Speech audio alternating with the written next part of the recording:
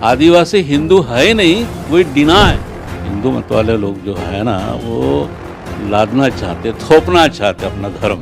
हम हिंदुओं के देव देवता को नहीं मानते, अपने निसर्ग प्राकृतिक धर्म से ही हम चलने वाले हैं। जिस पार्टी से मैडम राष्ट्रपति बनी है, वो उस पार्टी के लोग उसको करने देंगे या नहीं, ये हमारे सामने जरा गंभीर समस्या है। इसका उदाहरण ये है कि जैसे ही उनका नामांकन अर्ज दाखिल हुआ था, तो मंदिरों में ले जाकर झाड़ू तक लगवाई। सबकी जो शब्द है, जल जंगल जमीन हमारे अधिकार में दिए जाए ताकि हम जी सकें। विस्थापित हो रहे जंगलों से आगे खदेड़ दिए जा रहे हैं। वनवासी शब्द पे संविधानात्मक तो बंधन आ जाए, ऐसा हमारा कहना है। हम वनवासी नहीं हैं, हम जंगल के मूल निवासी, वी आर द एबोरिजिनल्स। इतिहास भूल रहे ये लोग बोलने वाले कि वो बाहर से आए हुए आर्य लोग हैं, जिनका भारत से कोई संबंध नहीं। कोई खतरा है कि अगर हम इनको मूल निवासी बोले या मूल धनी बोले, जैसे महात्मा फुले ने कहा है, तो हम पराये हो जाएंगे। हर समाज में, एससी में, एसटी में, ओबीसी में, माइनॉरिटी, हर सेक्शन आंतरिक जातीयता भाव है, एक दूसरे से मिलना नहीं चाहते। और हिंदुत्व का प्रचार वो खुद कर रहे बहुजन लोग। हमारे आदिवासियों में कई जनजाति हैं, 43 जनजाति हैं। आपस में शादी संबंधों का क्या रहता है? बिल्कुल, बहुत बंधन है। अच्छा।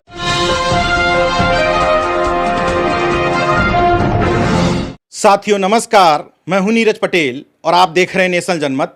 मेरे साथ डॉक्टर विनायक तुमराम जी हैं, नागपुर में रहते हैं, राष्ट्रपति पुरस्कार से सम्मानित हैं, तकरीबन 28 पुस्तकें लिख चुके हैं। आदिवासियों पर आपने काम किया है, न सिर्फ लेखन का बल्कि उनके बीच में जाकर के भी उतरे हैं।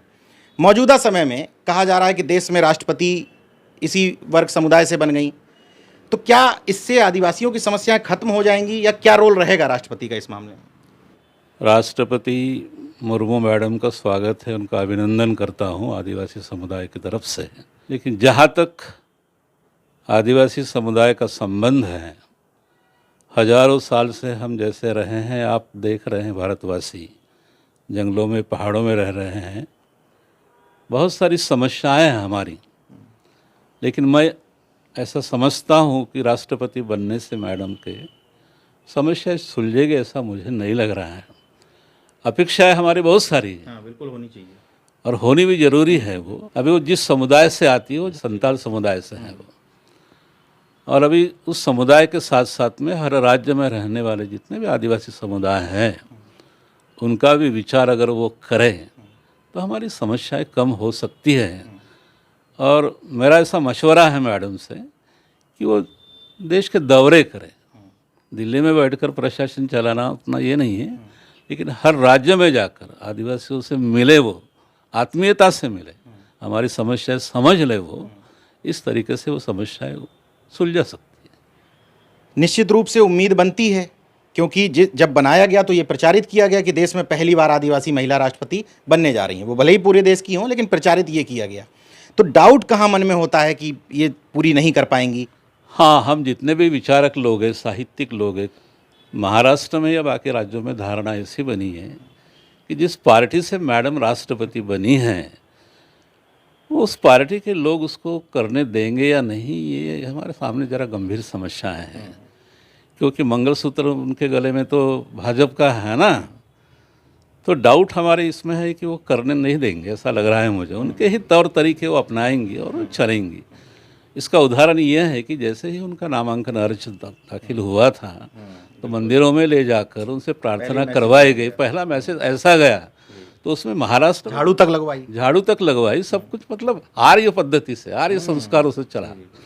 तो उसमें तो पहला तो हमने आघात किया है महाराष्ट्र में कि ऐसे मानसिकता वाली राष्ट्रपति बनेगी तो हमारा क्या कल्याण होगा।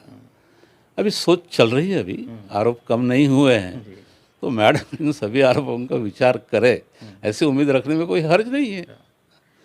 जितने भी सामाजिक मंच होते हैं, हर जगह ओबीसी, एससी, एसटी के साथ में माइनॉरिटी को जोड़ा जाता है, और लोग आदिवासियों की बात भी करते हैं, एसटी शब्द भी जोड़ा रहता है। लेकिन लगता है कि जो वाजिब प्रतिनिधित्व की बात होनी चाहिए, दिखाई देता है सामाजिक मंचों पे। जहाँ तक मेरा ख्याल है, चर्चा तो सभी करते हैं, आदिवासी देश का मूल निवासी है, ये धारणा तो सब मानते हैं। अभी राहुल गांधी ने भी हर जगह यात्रा में यही कहा, जहाँ जहाँ आदिवासियों से मिले वो, कि आदिवासी देश का मूल निवासी है, और अखबारों ने वो न्यूज़ दी है। तो अगर वो मूल निवासी है इसके बारे में चर्चा होती है, लेकिन जिस आत्मीयता से होनी चाहिए, जिस ढंग से होनी चाहिए, वो दिखाई नहीं पड़ रहा है। विशेषतः राजनीतिक दल वो कोई दखल लेते नहीं। जंगल जमीन भाषणों में बोलने वाले शब्द तो हो गए हैं, लेकिन इनकी लड़ता हुआ कोई दिखाई देता है? कि मोदी ने सारे जंगलों का उनका ठेका दे रखा है ना, जिसका नाम लिया गया है, और वो गोलवलकर साहब ने जो लिखा है, तो जंगल जमीन और जल संपत्ति तो उनकी हो गई अभी। तो नियम ऐसे बने हैं, वन कानून ऐसा बना है कि आदिवासियों को वहाँ से खदेड़ दे, एक गाड़ी भी वहाँ से नहीं ले जा सकते, आप एक तिनका भी नहीं उठा सकते। ऐसे सख्त कानून बनाए हैं जंगलों के। तो जिनके कब्जे में जंगल थे, पहले जंगल के राजा थे, वो मूल निवासी लोग थे, जल जंगल जमीन के अधिकारी लोग थे। और इसी के लिए बिरसा मुंडा ने जो आंदोलन किया था झारखंड में, छत्तीसगढ़ में, तो उनका कारण ही ये था कि हमारे अधिकार की ज़मीनें हम मालिक रह चुके हैं और आप क्या कर रहे हैं। तो बिरसा मुंडा के आंदोलन को समझना बहुत ज़रूरी है। और हम ऐसा चाहते हैं कि हमारे ये तीन जो शब्द है, जल जंगल और ज़मीन, हमारे अधिकार में दिए जाए ताकि हम जी सके। विस्थापित हो रहे जंगलों से आदिवासी, खदेड़ दिए जा रहे हैं जंगलों में। मोहन भागवत कहते हैं कि उनको वनवासी कह करके हम उनके बीच में बहुत काम कर रहे हैं, हमने स्कूल खोले हैं, पाठशालाएं खोले हैं। क्या आदिवासियों के लिए कुछ काम है इन लोगों का? वनवासी शब्द पे संविधानात्मक मतलब बंधन आ जाए, ऐसा हमारा कहना है। हम वनवासी नहीं हैं, बिल्कुल, हम जंगल के मूल निवासी। We are the aboriginals of India और we are the owners of the land. We must have politician in the social wealth. तो ये जो कहते हैं वनवासी कल्याण आश्रम, तो ये वनवासी क्यों शब्द इस्तेमाल करते हैं? हमारे कई अधिवेशनों में हमने वो प्रस्ताव भी हमने पारित कर दिया और भेज दिया शासन को। ये वनवासी कह करके क्या साबित करना चाहते हैं? ये कहना चाहते हैं कि हम लोग जो है ये देश के मूल निवासी नहीं है, जंगलों में पहाड़ों में हजारों साल से रह रहे हैं, लेकिन ये इतिहास भूल रहे हैं ये लोग बोलने वाले कि वो बाहर से आए हुए आर्य लोग हैं, जिनका भारत से कोई संबंध नहीं है। हमारे ही सारी जानकारी लेकर वेद का रचना की, उन्होंने हमारे सर पर लाद दिया।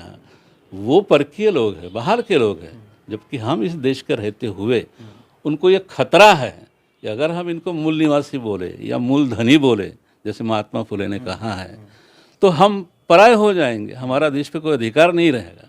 ये भावना उनके दिल में उन्हें डस रही है और इसलिए इनको वनवासी करके सम्मोल दो, बंदिश कर दो इनको। आप एक प्रतिष्ठित लेखक हैं, 28 पुस्तकें लिख चुके हैं, राष्ट्रपति से सम्मान भी मिल गया। वास्तव में बताइएगा कि लेखन पे जिन लोगों का कब्जा रहा, क्या वो अभी भी स्पेस देना चाहते हैं दिल से आपको? आज भी अखिल भारतीय मराठी साहित्य सम्मेलन में सम्मान से बुलाया नहीं जाता, आज भी वही है। लेकिन मैंने इस बंधन को तोड़ने के लिए सबसे पहले 1979 में पहला आदिवासी साहित्य सम्मेलन लिया था, 10 और 11 नवंबर इसी महीने में भद्रावती में, चंद्रपुर जिले में एक आंदोलन शुरू किया मैंने। और वहाँ सभी बड़े बड़े लेखक आए थे उस सम्मेलन में। तब से आंदोलन साहित्य का चल रहा है। अभी 10 सम्मेलन हो गए हैं और आगे भी लेंगे हम। तो अभी साहित्य की वो सृजन की प्रक्रिया है वो शुरू हो गई। अभी बाकी लोग भी लिख रहे हैं, 40-50 आदिवासी कवि हैं महाराष्ट्र में, मैं स्वयं उसका नेतृत्व कर रहा हूँ। लेकिन जो हमें देना चाहिए, सम्मान देना चाहिए, वो नहीं मिल रहा है। यही तकलीफ है। ये तकलीफ है। मैंने अभी बात की कि वो लोग सम्मान नहीं दे रहे हैं जिन लोगों के हाथ में लिखने पढ़ने की ताकत रही, उनकी बात छोड़ दीजिए। वो लोग जो बहुजन कॉन्सेप्ट में जीते हैं, जो ओबीसी SC ST माइनॉरिटी के लिए काम करते हैं, क्या अभी भी उन्होंने अपने मंचों पर पत्रकारों को, लेखकों को, सामाजिक कार्यकर्ताओं को, वकीलों को वो सम्मान दिया जिसके वो वाजिब हकदार हैं? हाल फिलहाल उनकी पॉलिसी जो है ना उसके मुताबिक वो चलते हैं, तो उसके मुताबिक वो चलेंगे। अगर सम्मान मिला तो वो कहाँ जाएंगे? तो वो सम्मान देना नहीं चाहते, बढ़ाना नहीं चाहते आपको। आप दबे रहो, हमारी सुनो, हम जो बोलेंगे वो करो। लेकिन एक कहावत किसी अंग्रेजी कवि ने कहा है कि there are no fools today to await for his pronouncement, give us a new platform, we will bring out the democracy of the mud. उस कीचड़ से हम लोकशाही को बाहर निकाल के रखते हैं, इतनी ताकत रखते हैं हम बहुजन वाले, एससी वाले, एसटी वाले, तो वो दोनों हमें हमारे इसमें बदल के रख देंगे हम तस्वीर, ऐसा हमारा कहना है। बदलाव और बदलने की जो बात है, कितना पॉजिटिव है आपकी बदलाव की तरफ, हम ठीक दिशा में आगे बढ़ रहे हैं? अभी प्रॉब्लम ये है सर कि हर समाज में, एससी में, एसटी में, ओबीसी में, माइनॉरिटीज़ में, हर सेक्शन में आंतरिक जातीयता बहुत है। हाँ, एक दूसरे से मिलना नहीं चाहते, संवाद की कमी है और नहीं देना चाहते। हाँ, स्पेस नहीं देना चाहते, अपने से बढ़ जाएगा आगे इस डर से वो जाने नहीं देते, चर्चा नहीं करते। संपर्क और संवाद, ये जो दो बातें होनी है आंदोलन में, उसकी बहुत कमी है।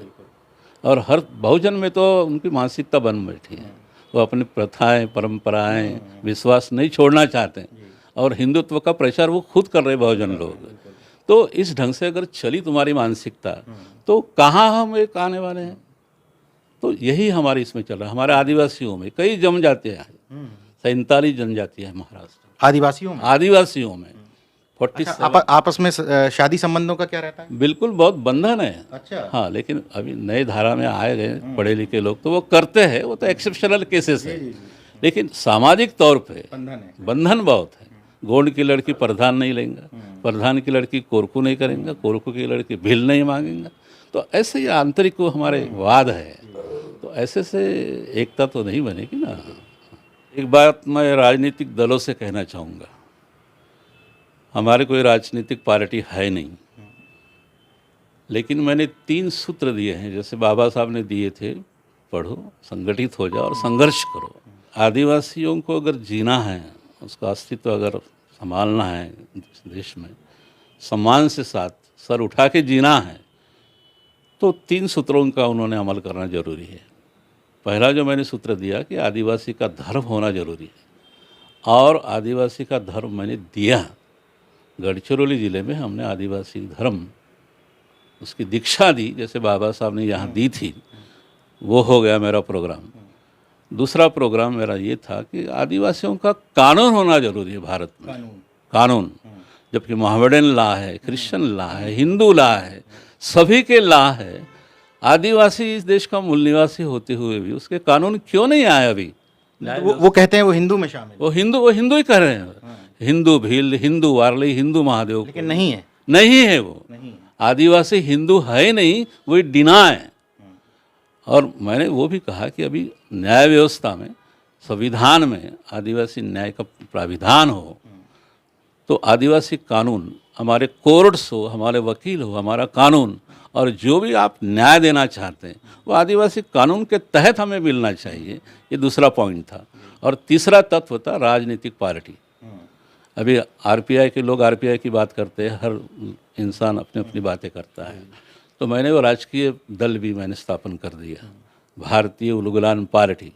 बिरसा मुंडा का शब्द मैंने इस्तेमाल किया, उलगुलान, और भारतीय उलगुलान पार्टी की स्थापना मैंने कर दी। अभी 3 सूत्रों से हम आदिवासियों को जागाना चाहते हैं। अच्छा, एक अंतिम सवाल पूछ लेते हैं इसी से जुड़ा हुआ। आदिवासी, मुझे लगता है, मेरी जो जानकारी है कि वो मूर्ति पूजक कभी नहीं रहे, प्रकृति की पूजा करते थे वो तो। बिल्कुल बिल्कुल बिल्कुल, हम प्रकृति पूजक है। क्योंकि अभी ये साबित करने की कोशिश की जा रही है कि द्रौपदी मुर्मू जी ने जो किया वो तो आदिवासियों में बहुत पहले से प्रचलित है। नहीं नहीं नहीं नहीं नहीं नहीं नहीं नहीं, अभी धारणाएं क्या है, हिंदू मत वाले लोग जो है ना, वो लादना चाहते, थोपना चाहते अपना धर्म।